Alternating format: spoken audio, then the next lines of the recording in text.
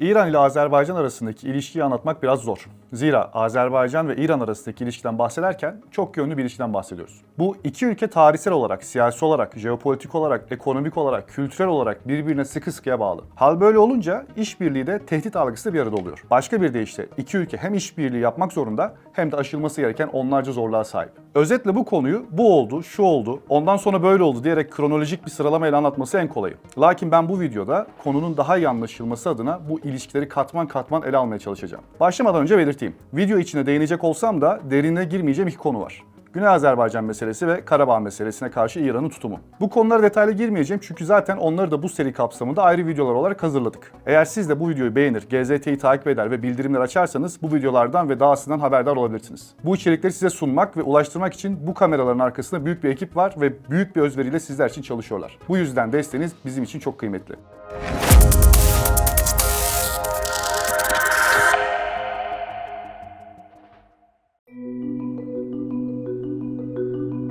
Azerbaycan ile İran arasındaki ilişkiler özellikle İran perspektifinden oldukça karmaşık bir konu. Bu da İranlı yetkililerin kafalarını ilk günden beri karıştırıyor ve Azerbaycan'a yönelik nasıl bir politika yürütülmesi gerektiği noktasında zorluklar yaşıyorlar. Bu zorluğun ilk katmanı Azerbaycan'ın isimlendirilmesinden başlıyor. Bir dağ, bir deniz, bir coğrafya ne kadar kadimse o dağ, o deniz, o coğrafya üzerine hak iddia edenler, ona sahip çıkanlar ve benim diyenlerin sayısı artar. Örneğin Basra Körfezi. Biz Türkçe'de bütün körfezlere o körfezin en önemli şehrin adını verir, konuyu kapatırız. Misal İzmir Körfezi deriz, Edremit Körfezi deriz ya da Basra Körfezi deriz. Ancak İranlılar ve Araplar arasında bu körfezin adı başında ciddi bir tartışma yaşanıyor. İranlılar için burası Pers ya da Fars Körfezi. Araplar için ise burası Arap Körfezi. Haliyle İran'da bu konu milli bir dava durumunda ve bunun bir yansıması olarak da İran'da onlarca sokağın, meydanın, caddenin adı Pers Körfezi. Haritalarda bile İran'da sadece kara sınırları değil, denizler de İran'ın parçası olarak gösterilir ve hak iddia edilir.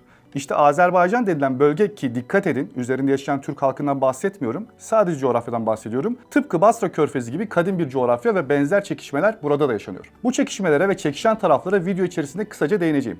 Şimdi bu coğrafyanın kapsadığı alana bir göz atalım. Azerbaycan denilen coğrafya tarihsel derinliği oldukça yüksek bir yer. Tarihsel kısmına ve ismin kökenlerine burada girmeyeceğim. Ancak antik zamanlardan beri gelen bir ad. Üzerinde yaşayan halklar bugün itibariyle ağırlıklı olarak Türk soylu ve Oğuz Türkçesine bağlı Azerbaycan Türkçesi konuşuyorlar. Azerbaycan kavramı 3 yönlü kullanılıyor. İlk olarak siyasi bağlamda Azerbaycan Cumhuriyeti'ni ifade etmek için kısaca Azerbaycan deniyor. İkinci olarak ise tarihi ve kültürel bir yeri, bir coğrafya ifade etmek maksadı taşıyor. Bir de videonun içinde de değineceğim İran zeminci perspektifi de var ve onlar bu kavrama üçüncü bir mana kazandırarak başka bir boyutta ele alıyorlar. Bahsettiğim birinci bağlam oldukça açık. Bu bağlam siyasi bir anlam ihtiva ediyor. Başka bir deyişle Azerbaycan sözcüğünden kasıt Azerbaycan Cumhuriyeti'nin kendisi. Bu videodaki kastımız da bu siyasal bağlam zaten. İkinci bahsettiğim kültürel ve tarihi bağlamdaki Azerbaycan ise bugünkü Azerbaycan Cumhuriyeti'ne daha geniş bir coğrafya ifade ediyor. Bu terim genellikle Azerbaycan Cumhuriyeti'nin sınırlarının ötesinde İran'ın kuzey bölgelerinde yaşayan Azerbaycan Türklerinin yoğun olarak yaşadığı alanları da kapsıyor. Hatta bazı düşünce grupları tarihsel perspektiften bu kavramın içine eskinin Revan Hanlığı olan, bugün ise Ermenistan'ın başkenti olan Erivan ve diğer başka şehirleri dahil ediyorlar. İran'da kalan kısım ise güney olarak ifade ediliyor ve Tebriz, Urmiye, Zencan, Erdebil ve Kazmin gibi şehirleri içeriyor. Burada kültürel ve tarihi bir sınır belirttiğimizin altını çizelim. Buralar siyasi olarak İran'ın kuzeybatısına düşen iller. İran ve Güney Azerbaycan meselesi hakkında ayrı bir videomuz olduğu için o konuya bu videoda girmeyeceğim. Görüldüğü gibi Azerbaycan isminin kendisi bile hem Ermenistan üzerinde hem İran üzerinde siyaseten tehdit algılarını yükseltecek mahiyette. 1990'ların hemen başında müstakil ve bağımsız bir Azerbaycan Cumhuriyeti doğduğunda daha en başta İran'da kafa karışıklığı oluşmuş ve tehdit olarak gören gruplar ortaya çıkmıştır. Bir de üçüncü olarak birazdan bahsedeceğim İran zeminci denilen grubun Azerbaycan tarifi vardır ki bu gruba göre Azerbaycan toprağı antik İran döneminden beri İrani halklara ev sahipliği yapar ve üzerinde Türk yoktur. Bugün kendisi Türk diyenler ise aslında Azerilerdir ve zamanla Türkleşmişlerdir. İşte bu öz benliğini unutan gruplara benlikleri tekrar hatırlatılmalıdır. Güney Azerbaycan'ı konu aldığım videoda detayları da değindiğim bu konu sebebiyle Azerbaycan Türkleri kendilerine Azeri denmesini hoş karşılamazlar. Biz Türk'üz derler. Kaldı ki Azerbaycan sözcüğü etnik bir grubu ifade eden bir adlandırma değildir. Horasan'da yaşayan nasıl ki Horasan Türkü ise, Anadolu'da yaşayanlar nasıl ki Anadolu Türkü ise yahut Balkanlarda yaşayanlar nasıl ki Balkan Türkü ise Azerbaycan'da yaşayan kişiler de Azerbaycan Türküdür. Ancak İran zeminci perspektifte derin bir tehdit algısı bulunduğundan konu az önce söylediğim şekilde ele alınır. Azerbaycan'ın İran'la yaşadığı inişli çıkışlı ilişkileri anlamak için Azerbaycan'ın nasıl bir cender içinden çıktığını iyi anlamak gerekiyor. Zira Azerbaycan Cumhuriyeti o günden bugüne onlarca sorunla yüzleşmiş ve her birini bir şekilde aşmanın yolunu bulmuş bir ülke. Başka bir ifadeyle Azerbaycan'ın ne tür sorunlarla karşı karşıya kaldığını anlamadan Azerbaycan'ı ve izlediği pragmatik politikaları anlamak mümkün değil. Merhum Mehmet Emin Resulzade'nin 1918 yılında kurduğu devletten temelini alan Azerbaycan Cumhuriyeti, Sovyet Sosyalist Cumhuriyetler Birliği'nin dağılmasının ardından 1991 yılında bağımsızlığını ilan etti. Ancak Azerbaycan'ın tam manasıyla bir ülkenin güdümüne girmeden bağımsız bir siyaset yürütme arzusu birçok sıkıntıyı beraberine getirdi. Geçtiğimiz 35 yılda bu sorunlarla mücadele edildi ve bugün gerçek bir bağımsız Azerbaycan inşasına büyük yol kat edildi. Kuruluş aşamasında karşılaşılan sorunlara kısaca değinelim. Azerbaycan'ın karşılaştığı başlıca sorunlar şunlardı: Karabağ meselesi ve sonrasında yerinden edilen, kendi ülkelerinde mülteci durumuna düşen yüz binlerce insanın varlığı, iç siyasette istikrarsızlık, ekonomik zorluklar, altyapı eksiklikleri, enerji kaynaklarının yönetimi, uluslararası sisteme katılım arzusu ile Rusya ve İran'ın hissettiği tehdit algıları arasında denge kurma çabası ve daha nicesi. Biraz daha detaylandıracak olursam, bağımsızlığa yakın zamanlardan itibaren Azerbaycan'a yönelik katliamlar gerçekleşmeye başlamıştı. Azerbaycan Cumhuriyeti Kanlı Yanvar veya Kara Ocak olarak bilinen olaylardan tutun da Dağlık Karabağ bölgesinde Ermenistan destekli ayrılıkçı güçlerin terör eylemlerine kadar birçok katliamın içinde bağımsızlığını elde etti. Ermeni ayrılıkçılarla yaşanan çatışmalar geniş çaplı bir savaşa dönüştü ve Azerbaycan'ın önemli bir bölümünün Ermeni güçler tarafından işgal edilmesine yol açtı. Bu durum hem insani bir trajediye hem de büyük bir mülteci sorununa neden oldu. Öte yandan bağımsızlığının ilk yıllarında Azerbaycan siyasi istikrarsızlık dönemleri yaşadı. Bu dönemde birkaç hükümet değişikliği yaşandı. Ebulfez Elçibey ve ardından Haydar Aliyev'in iktidara gelmeleriyle bu istikrarsızlıklar ortadan kaldırıldı. Ne var ki Azerbaycan Cumhuriyeti'nin karşılaştığı başka yapısal sorunlar da var. Sovyetler Birliği'nin çöküşü Azerbaycan ekonomisini olumsuz etkiledi. Merkezi planlamaya dayalı Sovyet ekonomisinden piyasa ekonomisine geçiş büyük zorluklar ve sosyoekonomik sorunlar yarattı. İşsizlik, enflasyon ve yoksulluk bu dönemin en önemli sorunları oldu. Bu ekonomik zorluklara karşı en önemli kozu Azerbaycan'ın elindeki enerji kaynakları ola geldi. Lakin Azerbaycan önemli petrol ve doğalgaz rezervlerine sahip olmasına rağmen bağımsızlığın ilk yıllarında bu kaynakları etkili bir şekilde yönetme ve gelir elde etme konusunda zorluklar yaşadı. Enerji sektörünün geliştirilmesi ve uluslararası yatırımların ülkeye çekilmesi bu dönemin öncelikleri arasında oldu. Elindeki kaynakları Avrupa pazarına açabilirse ekonomik olarak büyük zorlukların üstesinden gelebilecek zemin de kurulmuş olacaktı. Fakat bu da bizi bir başka soruna getiriyor: Rusya ve İran'ın Batı dünyasının etkisini görmek istemiyor olması. Bu iki ülke zaten Batı'nın en büyük enerji tedarikçisi. Bir üçüncüsünün pazara girmesini istememeleri bir yana, öte yandan batılı şirketlerin varlığını görmek istememişlerdir. Oysa Azerbaycan'ın siyasi elitleri dünyaya ve küresel sisteme entegre bir devlet yaratmak ve gerçekten bağımsız olmak arzusu gütmüşlerdir. Bu sebeple Azerbaycan atacağı adımları komşularındaki tehditleri kabartmadan onlarla iletişim halinde ve sakince atması gerekiyordu. İran, Rusya ve Türkiye ile ilişkiler stratejik öneme sahipti. Ayrıca Batı ile ilişkileri geliştirmek ve enerji kaynaklarını dünya pazarına taşımak için diplomatik çabalar gerekiyordu. Bu sebeple Azerbaycan elitler oldukça hassas dengeler üzerine hareket ederek ülkeyi adım adım dünyaya entegre edip bağımsız hale getirdiler. Toparlayalım. Yeni bir cumhuriyetsiniz. Kuzeyinizde üzerinizdeki etkiyi kaybetmek istemeyen bir Rusya, batınızda size düşman ve topraklarınızı işgal etmiş bir Ermenistan, güneyinizde ise sizi kendisine ait tarihi bir parça olarak gören ve kendi ülkesinde sizin kurduğunuz sistemin tam tersini kuran ve sizde de aynı sistemi görmek isteyen bir İran var. Doğunuzdaki enerji kaynaklarını bu çemberden barış içerisinde aşırıp Avrupa'ya ulaştırmanız gerekiyor ve Nahçıvan ile bağlantınız da İran üzerinden sağlanabiliyor. Atacağınız her adımdan komşularınız kadar batılı ülkeler tarafından da kuşku duyuluyor ve proje üretirken bütün bunları düşünmek durumundasınız. Konjonktürü iyi okumak ve kendinizi dünyaya iyi anlatmak zorundasınız. Oldukça çetin bir durum. İran için Kafkasya'nın İran'dan kopuş süreci bugün hala daha bir travmadır. Başka videolarda detaylarına girdiğim için burada girmeyeceğim. Lakin İran 1800'lerin ilk yarısında Gülistan ve Türkmençay anlaşmalarıyla kaybettiği bu toprakları her daim kendisinin bir parçası olarak gördü. Rıza Şah Pehlevi'nin iktidara gelişiyle İran üst kimliğinde yeni bir ulus inşasına girildi ve pan-İranist düşünceler hiç olmadığı kadar İran'da zemin kazandı. Bu da bazı grupların İran'daki İrani olmayan unsurlara karşı tavır takılmasına sebep oldu. İran'daki en büyük İrani olmayan grup ise Türklerdir. Az önce de bahsettiğim üzere İran zeminci perspektife göre Azerbaycan Türkü diye bir şey yoktur. Türklük vurgusu İran'ın bölünmez bütünlüğüne karşı ayrılıkçı bir konudur. Bütün bu çekişmeler yaşanırken bir anda bağımsız bir Azerbaycan devletinin teşkil edilmesi İran için birçok soruyu beraberine getirdi. O yıllarda İran, Irak Savaşı'ndan yeni çıkmış yüz binlerce insanını, kritik altyapılarını, ekonomisinin bel kemiği olan tesislerini kaybetmiş ve yeni bir inşaat sürecine girmişti. Rafsanjani'nin pragmatik politikaları ülkeye yön veriyordu ve mümkün olduğu sürece işbirliği içerisinde çatışmadan uzak bir kalkınmanın peşinden gidiliyordu. Ancak hiçbir ülke yekpare bir gruptan ve düşünceden ibaret olmadığı için İran içinde de tek perspektif bu değildi. İran için Azerbaycan Cumhuriyeti'ndeki nüfusun Şii olması, ortak bir tarihe ve kültüre sahip olunması gibi konular yaklaşımda belirleyici oldu. Türkiye'nin ve Batı'nın etkisini kuzey sınırlarında görmek istemeyen İran için Azerbaycan'ı tanıyıp tanımamak ilk tartışma konusu oldu. Ülke hızla tanındıktan sonra ise İslam devrimini buraya ihraç etmenin imkanının olup olmadığı tartışıla gelmiştir. Bunun pantürkist fikirlerin İran içinde daha da zemin kazanacağına dair olan endişesinin yanı sıra Azerbaycan gibi enerji kaynakları yüksek bir bölgede 200 yılın sonunda etkisini tekrar arttırmanın arayışı da bulunmakta. İran, Azerbaycan'dan ne istediğini biliyor muydu? Bir şey demek zor. Ancak ne istemediğini çok iyi biliyordu. Batı ülkeleri, İsrail ve Türkiye buraya konuşlanmasın ve gerekirse eski statükoya devam etsin. Ayrıca Türkçü fikirlerden olabildiğince uzak durulsun.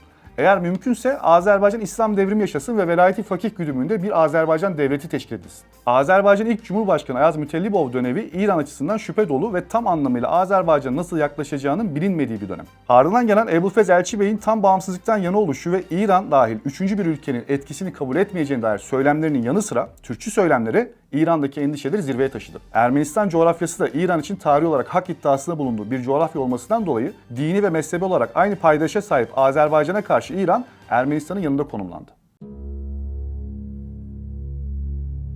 Elbette İran ve Azerbaycan arasındaki ilişkiler sürekli gergin veya kötü seyretmemekte. Bağımsızlığından bugüne Azerbaycan'ın İran politikalarına baktığımızda işbirliği arzusunu ve pragmatizmi görmek mümkün. Lakin Azerbaycan'ın bağımsızlığına gölge düşüren, iç işlerini ilgilendiren yahut Karabağ gibi ulusal onur meselesi yaptığı konulara yönelik İran'dan bir hamle geldiğinde Azerbaycan'ın çok dikkatli davrandığı ve kesinlikle İran'dan gelecek bir müdahaleye müsaade etmediği görülüyor. Başka bir ifadeyle söylersem, Azerbaycan, İran'la her türlü işbirliğine hazır olarak siyaset yürütüyor. Ancak bunun bedeli bağımsızlığını başka bir ülkeye teslim etmek değil. Enerji ve ekonomik işbirlikleri iki ülke arasındaki en önemli işbirliği kalemidir. Keza İran, Nahçıvan Özerk Cumhuriyeti'ne doğal gaz temin etme konusunda Azerbaycan ile mütabakata varmış durumda. Bunun yanında iki ülke taşımacılık ve altyapı projeleri de gerçekleştirmekte. Bunlardan en önemlilerinden biri olarak Uluslararası Kuzey-Güney Ulaştırma Koridoru örnek verilebilir. İki ülke arasında 2002 yılında imzalanan dostluk ve işbirliği ilkeleri hakkındaki anlaşmayı da burada zikretmek gerekir. Bundan 2 yıl sonra da İran makamlarınca Azerbaycan Cumhuriyeti'nin Tebriz'de bir konsolosluk açmasına müsaade edildi. Bu küçük ve kısa örneklerden görüldüğü gibi iki ülke arasında hamasete ve düşmanlığa dayalı bir ilişkiden öte oldukça dengeli ve zaman içinde adım adım geliştirilen ilişki türü bulunuyor. Ki bu işbirliği konularının sayısını çoğaltmak mümkün. Son olarak Azerbaycan ile İran arasında sağlık turizmi, eğitim ve gençlik spor konularında da güçlü bağlar ve işbirlikleri olduğunu ekleyelim. Azerbaycan bağımsızlığının ilk 10 yılında oldukça zor yıllar geçirdi. Azerbaycan ilk Cumhurbaşkanı Ayaz Mütellibov'un liderliğindeki dönem, bağımsızlık sonrası karşılaşılan zorluklarla dolu bir süreç. Mütellibov, Sovyetler Birliği'nin çöküş sürecinde ve Dağlık Karabağ cephesindeki gelişmelerden etkilenen bir dış politika izledi. İran ile ilişkiler bu dönemde Azerbaycan'ın bağımsızlık sürecine ve bölgesel güvenlik meselelerine odaklandı. Bir yıl süren Ebulfez Elçibey'in liderliğindeki Azerbaycan Halk Cephesi hükümeti ise az önce bahsettiğim üzere daha milliyetçi ve Turancı bir dış politika izledi. Elçibey dönemi, Azerbaycan'ın Türkiye ile ilişkilerini güçlendirmeye çalıştığı ve İran ile ilişkilerin daha karmaşık bir hal aldığı bir dönem oldu. İran, Azerbaycan'ın Türkiye ile yakınlaşmasından ve bölgedeki Türk Birliği fikirlerinden rahatsızlık duymaktaydı. Haydar Aliyev'in iktidara gelmesiyle Azerbaycan'ın dış politikası daha pragmatik bir yaklaşıma büründü. Aliyev, İran ile daha dengeli ve işbirliğine dayalı bir ilişki kurmaya amaçladı. Bu dönemde iki ülke arasında ekonomik ve enerji alanları işbirlikleri geliştirildi. Ancak Azerbaycan, Batı ile ve özellikle ABD ile ilişkileri geliştirmeye yönelik adımlar atmayı da ihmal etmedi. Haydar Aliyev, İran'ı bilen, tanıyan birisiydi.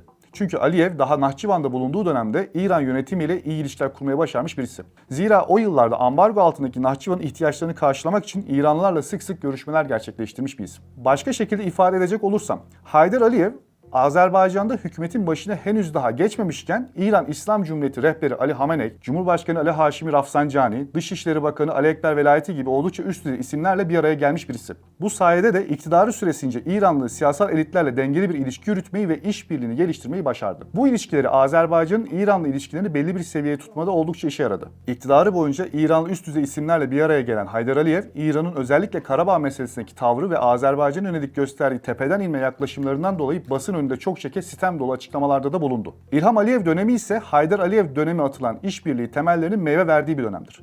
2000'li yılların başında Azerbaycan-İran ilişkileri karşılıklı çıkarlar ve bölgesel güvenlik meseleleri çerçevesinde devam etti. İki ülke arasındaki ekonomik işbirlikleri ve enerji projeleri ilişkilerin önemli bir parçası olmaya devam etti. Ancak Azerbaycan'ın Batı ile yakınlaşması ve İran'ın bölgesel politikaları ilişkilerde dengenin sürekli olarak yeniden değerlendirilmesini gerektirdi. Bu dönem Azerbaycan'ın uluslararası alanda kendi yerini sağlamlaştırdığı, İran ile karmaşık ancak önemli ilişkiler geliştirdiği ve bölgesel bir aktör olarak etkisini arttırdığı bir süreçtir. Az önce de bahsettiğim üzere Azerbaycan kuruluştan itibaren birçok sorunla yüzleşmiş bir ülke. Ancak konjonktürü çok iyi okuyan ve pozisyon alan da bir ülke olması bu sorunları aşmasında ciddi anlamda yardımcı oldu. Nitekim Amerika'nın Afganistan ve Irak'taki varlığı ile değişen bölgesel konjonktür ve İran'a yönelik ardı sıra gelen yaptırımlar İran'ın tavrının değişmesinde etkili olmasının en önemli sebeplerindendir. Azerbaycan da bu durumu kendi lehine kullanmayı bildi. Nitekim bu dönemde iki ülke arasındaki ilişkiler bölgesel güvenlik, enerji işbirliği ve karşılıklı ekonomik çıkarlar etrafında şekillendi. Ağustos 2004'te İran'ın Cumhurbaşkanı Muhammed Hatemi'nin Azerbaycan ziyareti sırasında dostluk ve işbirliğine dair anlaşmalar güncellendi.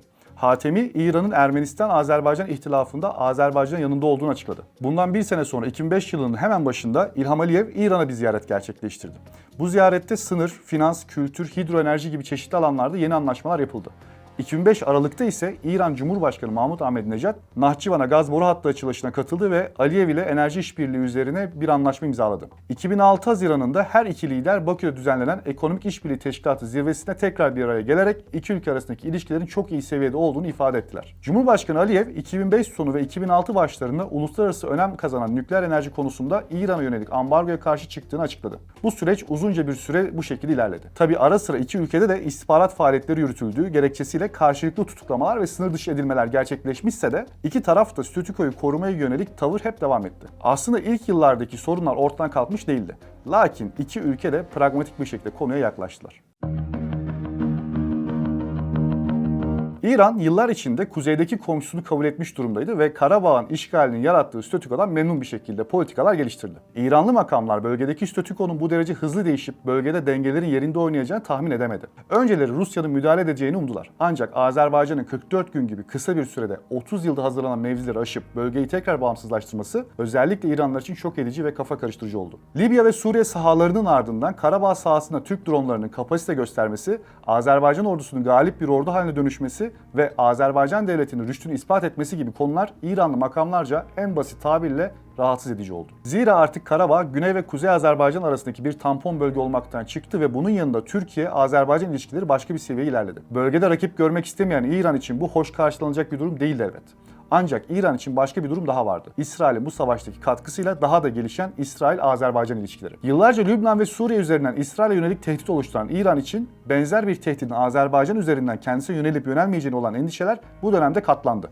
Ancak Azerbaycanlı yetkililer dış politikalarına bağımsız olduklarının altını çizmekle birlikte İranlılarla komşuluk ilişkilerini sürdürmek istediklerine yönelik mesajlar vermeyi ihmal etmediler. Ne var ki bu hemen ve kolay olmadı. İkinci Karabağ Savaşı, İran ve Azerbaycan arasındaki ikili ilişkileri önemli ölçüde etkileyerek yeni karmaşıklık ve gerilim katmanları ortaya çıkardı. Savaşın sonuçları bu gerilimleri birkaç kilit alanda daha da arttırdı. Savaşın İran-Azerbaycan ilişkileri üzerindeki en önemli etkilerinden biri bölgedeki stratejik ve jeopolitik değişimler. Savaş, Azerbaycan'ın 1. Karabağ Savaşı'nda kaybettiği İran sınırı boyunca uzanan topraklar üzerindeki kontrolü yeniden kazanmasıyla sona erdi.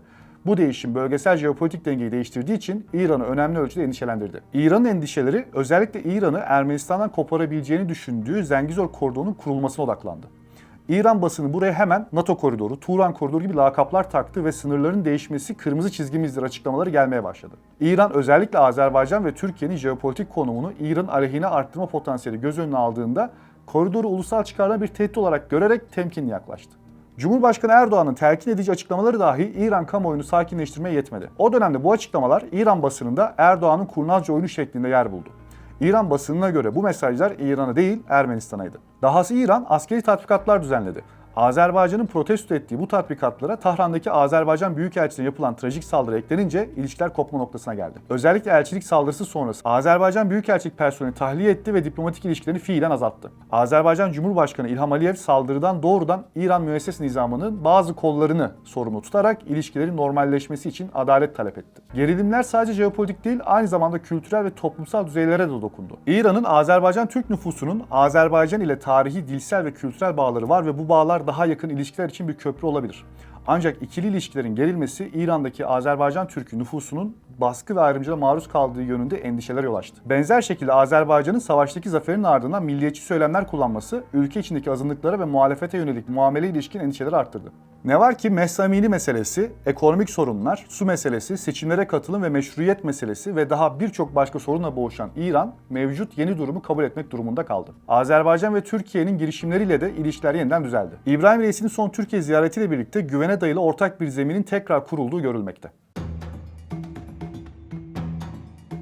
Azerbaycan Cumhuriyeti kurulduğu günden bu yana İran, Azerbaycan üzerinde etkisini artırmanın yollarını aradı. İran önceleri 1995 yılında kapatılan Azerbaycan İslam Partisi gibi partiler üzerinden İran İslam devrine benzer bir devrimi gerçekleştirme çabasında buluna geldi. Bununla paralel olarak ülkede Nardaran gibi dini hassasiyetleri yüksek yerlerde etkisini artırmaya girişti ve İslami hassasiyeti yüksek kitleler üzerinde propagandalar yaparak bazı toplumsal olayların yaşanmasına sebep oldu. Kasım Süleymani'nin Hüseyinçiler adında silahlı bir örgüt kurmasıyla birlikte olay silahlı bir boyuta evrildi. 3 Temmuz 2018'de Azerbaycan'ın Gence şehrinde belediye başkanı Elmar Veliyev'e yönelik suikast girişiminde bulunulması ve birkaç eylem teşebbüsü dışında bu grup ciddi bir faaliyet gösteremedi. Azerbaycan istihbaratı ve güvenlik güçleri ardı sıra gerçekleşen başarılı operasyonlarla bu grubun Azerbaycan içindeki faaliyetlerini hızla pasifize etti. Bugün bu örgütün liderleri İran içinden propaganda faaliyetleri üzerinden hareket ediyor. Azerbaycan istihbaratı ülkede İran'la iltisaklı isimleri yakından biliyor ve takip ediyor. Bu isimlere ülkede adeta göz açtırmıyor ve yapılan gözaltıların ve yaşanan olayların detaylarını açık kaynaklara servis ediyor. Rusya'nın etkisi özellikle Güney Kafkasya bölgesinde ABD ve Batı'nın konumunu zayıflatma amacıyla İran ile birlikte hareket ederek kendini gösteriyor. Rusya, eski Sovyet Cumhuriyetlerini kapsayan bölgeleri yakın çevre olarak adlandırarak bu alanları kendi nüfuz alanına dönüştürme politikasını defalarca kez vurguladı. Rusya'nın bu stratejisi Yevgeni Primakov'un 1990'ların ortalarından itibaren savunduğu çok kutuplu dünya tezine dayanıyor. Bu tez Rusya Cumhurbaşkanı Vladimir Putin tarafından daha da geliştirildi ve çeşitli toplantılarda kavramsallaştırıldı. Nitekim Putin, 2007 Münih Güvenlik Konferansı'na yaptığı konuşmada tek kutuplu dünya düzeninin kabul edilemez olduğunu ve ABD'nin bu düzene liderlik etmeye yetecek ekonomik, askeri ve siyasi güce sahip olmadığını belirtti. Putin, ABD'yi uluslararası hukuku kötüye kullanmak ve kendi isteklerini diğer devletlere zorla kabul ettirmekle suçladı. 2008'deki Gürcistan Savaşı ve Ukrayna konusu düşünüldüğünde Rusya'nın bu konuda ne kadar ileri gidebileceğini anlamak zor değil. Ne var ki Azerbaycan attığı başarılı diplomatik adımlar sayesinde ne Ermenistan gibi doğrudan etki altına girip bağımsızlığını kaybetti ne de Rusya için bu iki ülke kadar tehdit oluşturup tehditleri üzerine çekti. Rusya'nın bölgedeki etkisi aynı zamanda Azerbaycan ve İran ilişkileri üzerinde de belirgin bir rol oynuyor. Rusya'nın bölgedeki güçlü konumu Azerbaycan'daki siyasal elitleri Moskova ile olan ilişkileri daha dikkatli yürütmelerine sebep oluyor. Dolayısıyla Rusya'nın bu varlığı yüzünden Bakü-Tahran ilişkileri de dolaylı olarak etkileniyor. Azerbaycan, Rusya, İran ve Türkiye arasındaki üçlü ilişkileri daha da kolaylaştıracak benzersiz bir konuma sahip. Bu bağlamda Rusya'nın etkisi bölgesel güç dengelerini şekillendirme, uluslararası ilişkilerde çok kutupluluğu teşvik etme ve ABD'nin tek kutuplu dünya düzenine alternatif bir vizyon sunma çabalarıyla öne çıkmaktadır. Rusya'nın bu politikaları hem bölgesel hem de küresel düzeyde önemli sonuçlar doğurmakta ve uluslararası ilişkilerdeki dinamikleri etkilemekte. Enerji politikaları, askeri işbirlikleri, çatışmalardaki arabuluculuk rolleri gibi birçok faktörün yanı sıra Rusya'nın hem İran'la hem Azerbaycan'la iyi ilişkiler içerisinde olması bu iki ülke arasındaki tansiyonun kontrolden çıkacak şekilde yükselmesinin önüne geçen başka bir faktör. İsrail faktörü, İran-Azerbaycan ilişkilerini önemli ölçüde etkileyen bir faktör ve bölgesel jeopolitik manzaraya bir başka katman ekliyor. Bu etki birkaç kilit alanda kendini gösteriyor.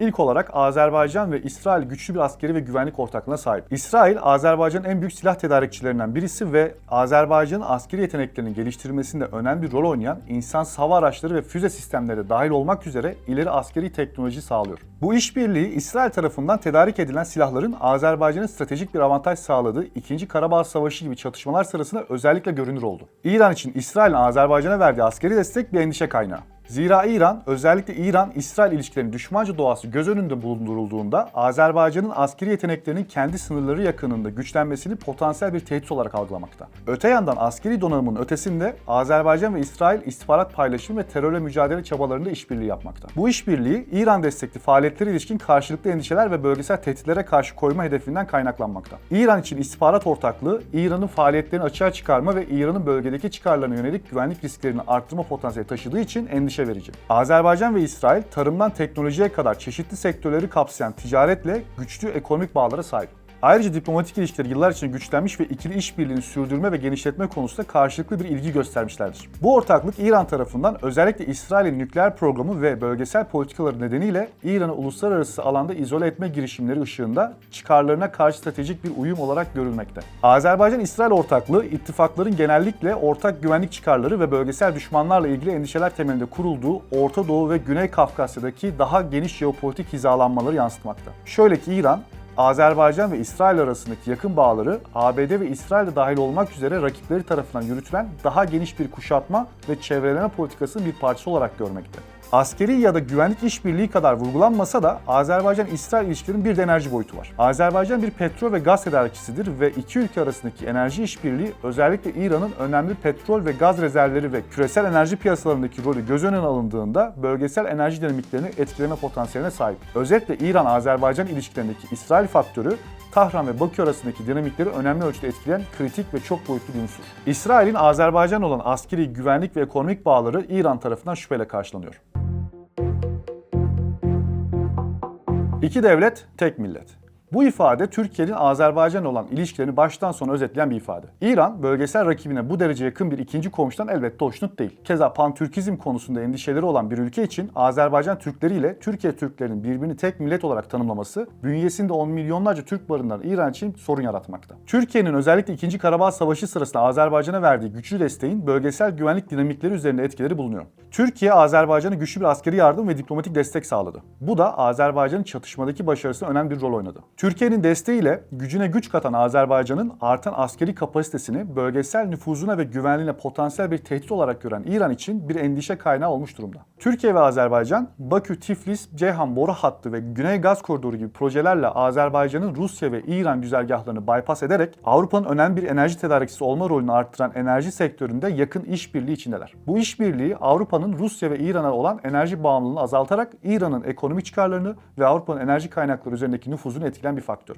Keza Türkiye-Azerbaycan ittifakı, Türkiye'nin Güney Kafkasya'daki nüfuzunu genişletme ve İran'ın bölgesel hırslarını dengeleme arayışı ile bölgedeki daha geniş bir jeopolitik mücadelenin bir parçasını oluşturuyor. Türkiye'nin Azerbaycan'ın iç işlerine proaktif şekilde müdahil olması ve Azerbaycan'ı Ermenistan'dan geçmeden Nahçıvan'a bağlayacak bir koridor için bastırması Tahran tarafından şüpheyle karşılanıyor. Türkiye ve Azerbaycan arasındaki güçlü kültürel ve siyasi dayanışmanın bölgedeki kamuoyunu ve siyasal söylemi etkileyen bir yumuşak güç boyutu da var. Bu dayanışma çoğu zaman uluslararası forumlarda karşılıklı desteğe kadar uzanmakta, İran'ı bölgesel anlaşmazlıklarda daha da yalnızlaştırmakta ve Azerbaycan üzerindeki etkisini azaltmakta. Son olarak Türkiye ve İran arasındaki ilişki her iki ülkenin de Orta Doğu ve Güney Kafkasya'da nüfuz mücadelesi verdiği karmaşık bir işbirliği ve rekabet karışımından oluşmakta. Türkiye'nin çatışmalarda ve jeopolitik konularda Azerbaycan'ı desteklemesi, tarihsel olarak Ermenistan'ı bir dereceye kadar destekleyen veya stratejik çıkarlarını destekleyen bir dengeyi korumaya çalışan İran ile sık sık anlaşmazlığa düşmesine neden oluyor. Bu rekabet zaman zaman İran-Azerbaycan ilişkilerine de yansıyor ve İran, Türkiye'nin niyetlerinden